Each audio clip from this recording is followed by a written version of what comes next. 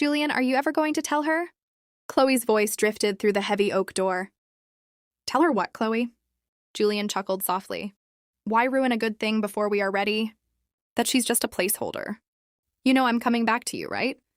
I froze completely. My hand hovered over the brass doorknob. My heart hammered loudly in my ears. I could not believe what I was hearing. Chloe, you know that Maya is safe, Julian said, his voice dripping with arrogance. She's a safe plaything to pass the time until you are ready to come back to me. She is simple. She doesn't ask questions. But you are my real obsession. My chest tightened painfully. A sharp, ragged breath escaped my lips. I stepped back blindly, bumping into something soft. Miss Maya, Nina whispered. Our maid stood there, clutching a dusting cloth. Her eyes were wide with deep pity. Did you hear? Yes, I choked out, fighting the tears. I heard everything. I am so incredibly sorry. You truly don't deserve this. Don't tell him I was here, Nina, please. My lips are entirely sealed, she promised. Looking absolutely heartbroken for me, I hurried down the hall. My mind raced uncontrollably. A safe plaything. That was all I meant to him? 3 years of love, wiped away in one cruel sentence.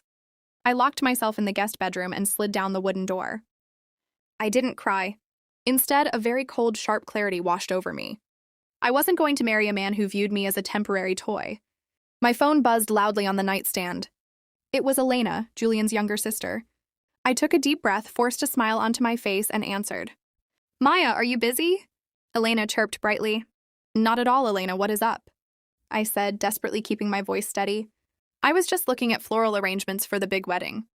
Do you prefer the white roses or the pink peonies? White roses, I lied smoothly. The mere thought of a wedding made me violently sick to my stomach. Perfect!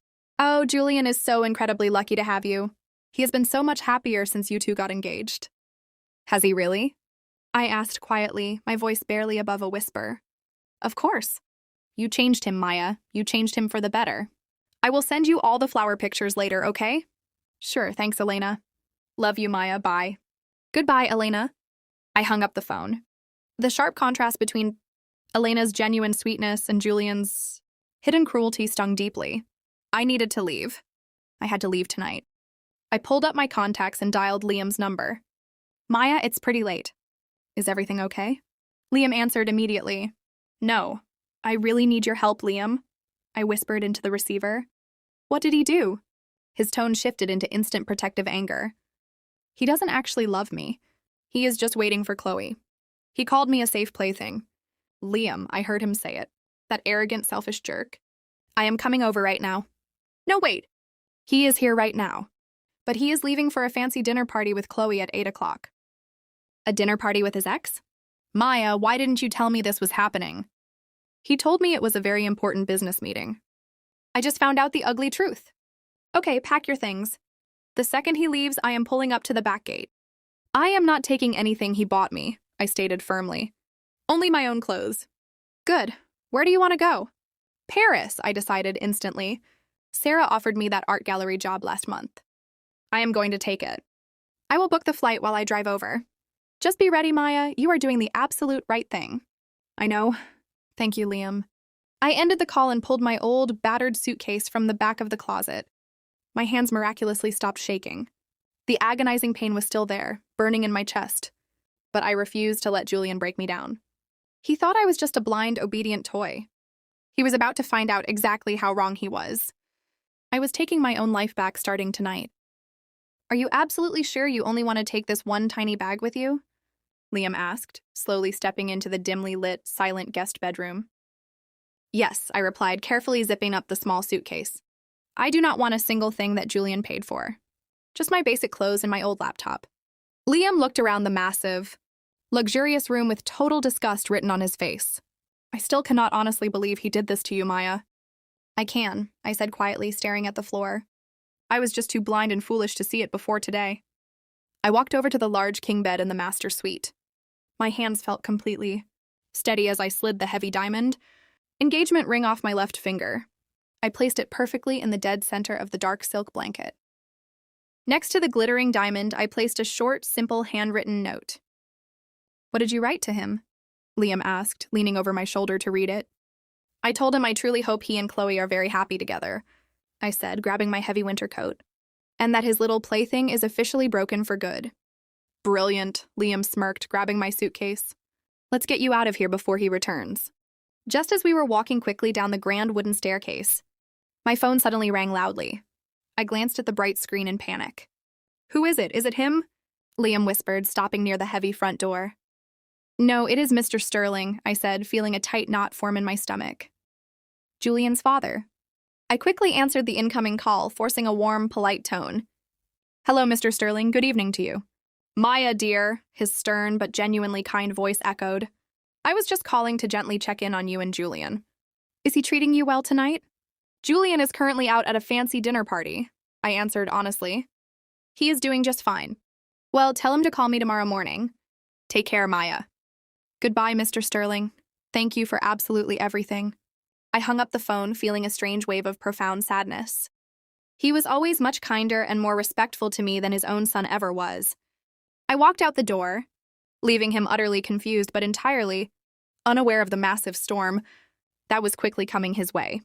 By the time Liam drove me onto the dark highway toward the international airport, my deep terror slowly turned into an incredibly empowering sense of absolute freedom. The bright city lights blurred past the cold car window, and I finally felt like I could truly breathe again. Suddenly, my phone began to vibrate violently in my lap. It buzzed continuously, lighting up the dark car interior with rapid notifications. He is home early, Liam noted, keeping his eyes firmly fixed on the road ahead. I unlocked the screen. Julian had found the ring. The messages flooded in, flashing rapidly across my screen. Where are you? Why is your ring on the bed? Maya, this is not funny. Come back home right now. Did you read my messages? I demand that you answer me. I watched the text in total silence. Then, the tone abruptly shifted from angry demands to frantic, desperate apologies. Maya, please. Whatever you think you heard, it is a misunderstanding. Chloe means absolutely nothing to me. I swear it. Please, baby, do not do this. I love you. I am so sorry. What is he saying now? Liam asked, glancing over at me. He is begging, I stated calmly, turning the phone off and dropping it into my purse. He says Chloe means nothing to him. Too little, too late, Liam said, pulling up to the busy airport terminal. Exactly, I agreed, stepping out into the cool night air. Thank you for being here, Liam. Always, Maya. Have a safe flight to Paris. Say hello to Sarah for me. I will, I promised, hugging him very tightly. I slowly walked into the massive terminal and headed straight to the busy ticket kiosk, as I carefully printed my boarding pass to Paris. Finally ready to work for Sarah's beautiful art gallery, a quiet, genuine smile touched my lips. I knew the power shift was finally complete tonight. I was no longer the helpless victim in his cruel, twisted little game. Just as I was pulling my suitcase toward the final security gate, I heard my name echoing loudly through the busy terminal. Maya, wait! I stopped and slowly turned around. Julian rushed into the building looking completely panicked, sweaty, and messy. It was a huge contrast to his usual perfect appearance. His expensive suit jacket was gone, his tie was loose, and his hair was wildly out of place. He pushed aggressively past the loud, angry crowd of travelers, tears streaming rapidly down his red face. Maya, please, he yelled, loudly begging me not to get on the flight. Do not do this. Let us just talk. We have absolutely nothing to talk about, Julian. It is completely over, I said smoothly, my voice remarkably calm. Yes, we do, he cried out, reaching a trembling hand toward me. Chloe meant absolutely nothing to me. She is just an ex.